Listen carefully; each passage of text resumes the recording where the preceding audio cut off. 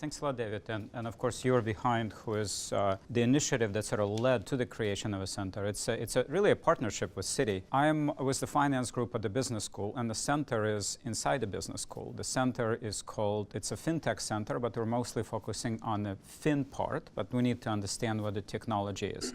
Technology has moved into markets. You've heard about algorithmic and high-frequency trading, but technology is now heard it moving into other parts of it. So I prepared a little presentation for you that maybe you may find amusing. So I called it FinTech and its Discontents.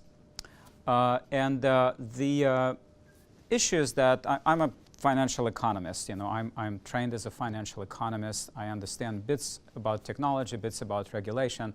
But in economics and in finance, what matters to us is not sort of the latest technology gadget that is out there. You know, your hash function is better than my hash function. But the what's the finance of it? What's the economics of it? The economics is about costs and benefits. Finance is about value and risk. So where is it? What does this technology deliver? What are these new technologies that enter into this space deliver that wasn't there before? And I'd like to start with this chart for you. And this is a graph that was put together by Professor Philippon in one of his papers. And what this represents it is the cost of financial intermediation for 130 years.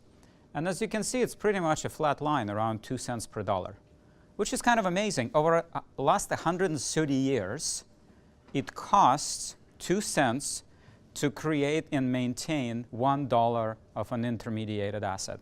You can look at it and you say, well, there have been amazing technology advances over the last 130 years, right? I mean, there have been amazing technology advances over the last 10 years. Why aren't these costs coming down? You know, what is this? Is this some sort of a rent-seeking? Is this maybe normal? It's an equilibrium behavior. Why are these costs, right? Why are such persistent costs? And what's there? And this is a fact.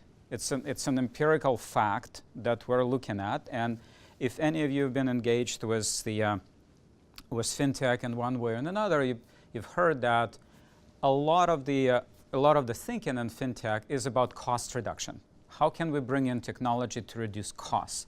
Costs of compliance, costs of doing business, costs of onboarding customers, costs of regulatory costs. Well, this is then the fact, and you presumably want to know. So let's look at it from a particular paradigm, right? Let's look at it from a paradigm of what does technology do? And how does it sort of translate into costs? And of course, as economists, we not only think about cost, but we think of net benefits, benefits minus costs, because costs may actually increase, but per unit, they may come down. So let's start down here, and you know, here is an example of a technology. It's a technology to reproduce documents using humans who would use wet ink on white paper. And they would reproduce. You'll need a lot of humans, and that will reproduce for you. They will reproduce for you piece by piece whatever documents you need them to reproduce. We can move to a different piece of technology, which is using dry ink, but it's essentially using a fairly similar way. It is using ink and paper. It's still using sort of a physical paradigm.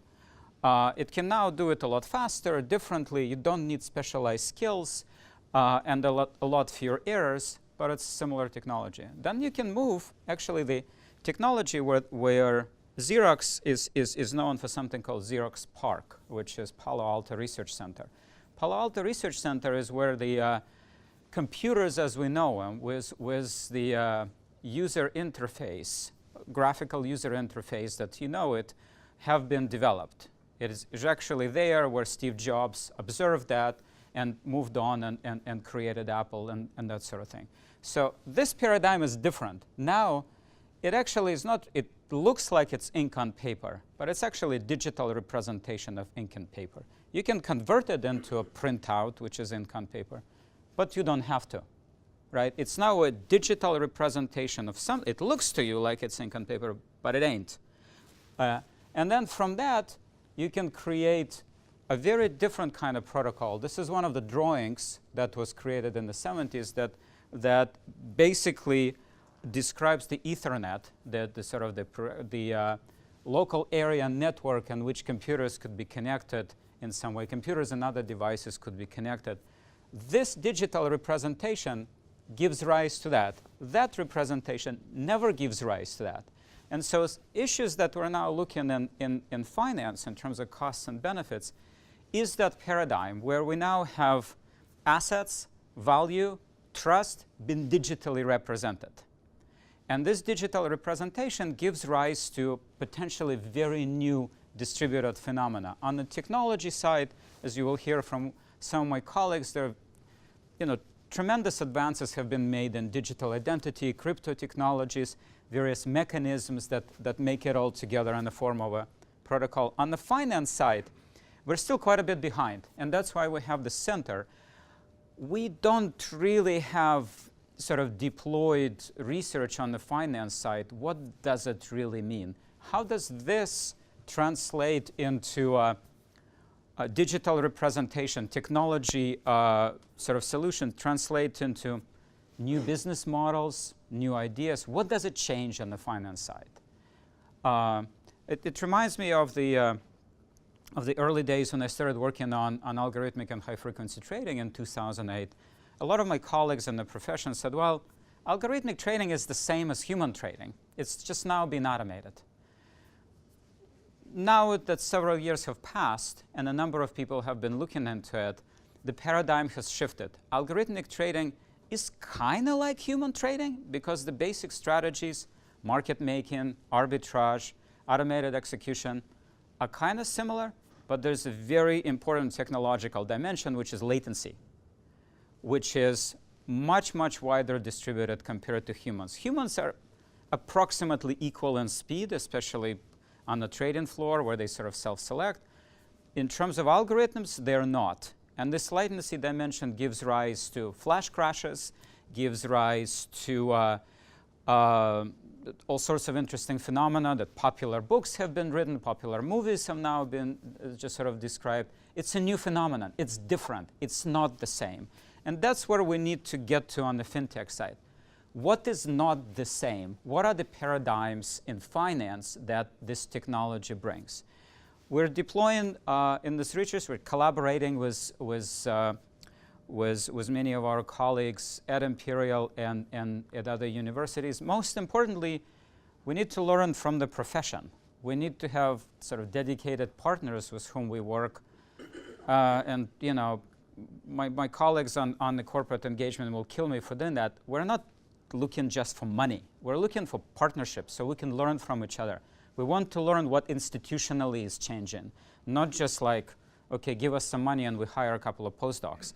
We want to know what are the issues, what are the moving blocks, where are the things changing, what are the paradigms. And if we talk to a bunch of these participants and they're saying, this is the issue that they're facing, maybe they're thinking about it as a cost reduction, but it's not a cost reduction issue. It's an issue that has to do with a digital representation of what your customers or assets or something else looks like. So a lot of activity in this space. This is the bank with its operations and the representation of different startups that are moving into this space. Very interesting times, a lot of experimentation, very little science, and we'd like to contribute on that. Thank you, Andrei. Thank you, David.